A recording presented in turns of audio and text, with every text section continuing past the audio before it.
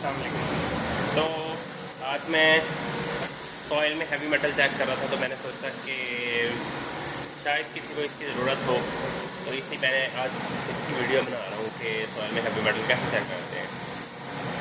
तो basically process यहाँ से स्टार्ट होता है कि सबसे पहले तो आपके पास सॉइल होती है, और सॉइल के अंदर फिर आप क्या करते हो कि नाइट्रिक एसिड डालते हो।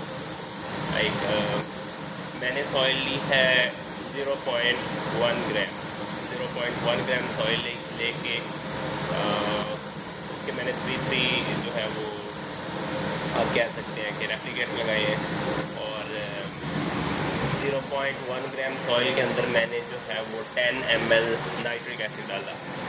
10 ml नाइट्रिक एसिड डालने के बाद फिर मैंने उसको एक रात के लिए जो है वो यहाँ पे छोड़ दिया था, और एक रात तक के लिए उसको हमने जो है वो रखना होता है। दिस इज़ इम्पोर्टेंट नेसेसरी, आपको करना पड़ता है। एक रात के लिए आपने इसको ऐसे ही छोड़ के जाना है, और फिर नेक्स्ट डे से आपने अगला प्रोसेस स्टार्ट करना होता है। नेक्स्ट डे आते ही हॉट प्लेट पे ऊपर रखे हुए हैं, अभी मैं आपको दिखा रहा हूँ। ठीक है, तो अभी मैंने तकरीबन टेम्परेचर जो है वो 250 डिग्री सेल्सियस रखा हुआ है। आप इसको 280 तक भी रख सकते हैं।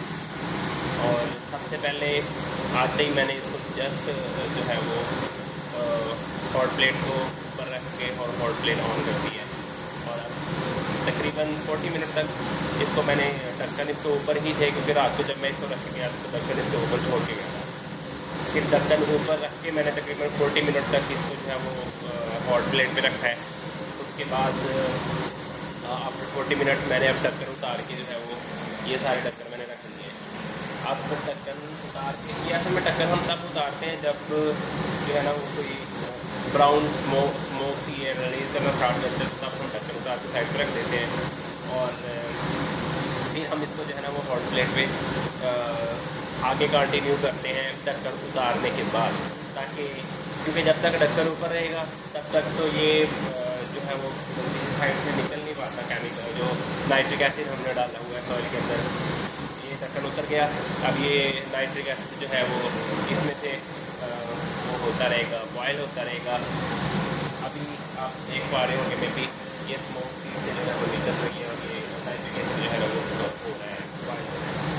अच्छा, अब ये नाइट्रिक एसिड तकरीबन जब हमारा 2 ml रह जाएगा, तो उसके बाद फिर जो है वो मैं हाइड्रोक्लोरिक एसिड इसके अंदर डाल दूँगा। हाइड्रोक्लोरिक एसिड बेसिकली हमने जो है वो 2 ml तक डालना है, और 2 ml हाइड्रोक्लोरिक एसिड डालने के बाद हमने दोबारा फिर इसको बॉयल करना स्टार्ट करना है।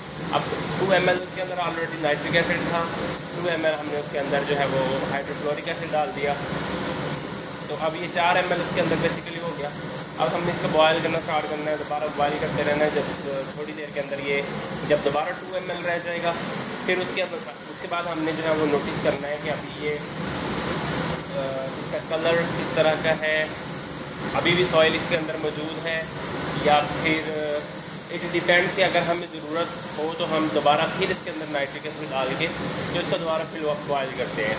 अगर हमारी सॉइल जो है वो जल्दी जो है वो हो गई है और हमें अब दोबारा उसके अंदर नाइट्रिक एसिड डालने की फिर ज़रूरत नहीं पड़ती, हम जस्ट हाइड्रोक्लोरिक एसिड डालने के बाद जब 2 ml रह जाता है और सॉइल जो है वो लिक्विड सा वो हमें काइंड ऑफ क्लीन नज़र आता है और लगता है कि अब इसको दोबारा नाइट्रिक एसिड डालने की ज़रूरत नहीं है, तो फिर हमने जो है वो इसके अंदर परक्लोरिक एसिड डालना है।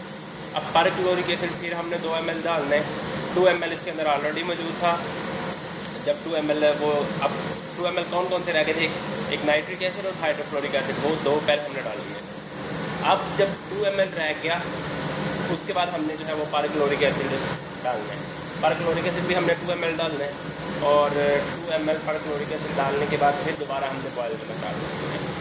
अब मोस्ट प्रोबेबली इस तरह से होगा कि जब तक वो आपका तकरीबन kind of little very little जितना सोयाबीन के दाने जितना जो है ना वो जब रह जाएगा, तो तब फिर आपने क्या करना है कि तब तक आपका ये क्लीन हो चुका होगा, और वो आपको एक थोड़ा सा उसका कलर्ड तो होता है, बिल्कुल वाइट तो नहीं होता, लेकिन थोड़ा थोड़ा कलर्ड सा होता है, वो एंड पे बच जाता है। और उसको फिर आपने जो है वो नेक्स्ट दोबारा फिर नाइट्रिक एसिड का सोल्यूशन बना के तो 25 ml 1% में शायद डालते हैं, तो वो आपने जो है वो बना के फिर अपने पास स्टोर कर लेना है, और ICP से आपने उसको जो है वो हैवी मेटल आपने मशीन से जाके चेक करना है। तो ये सॉइल डाइजेशन कह सकते हैं, सॉइल डाइजेशन का प्रोसेस है जिसके थ्रू जो है वो हम सॉइल में हैवी मेटल जो है वो चेक करते हैं कि हमारी सॉइल में कितने हैवी मेटल हैं।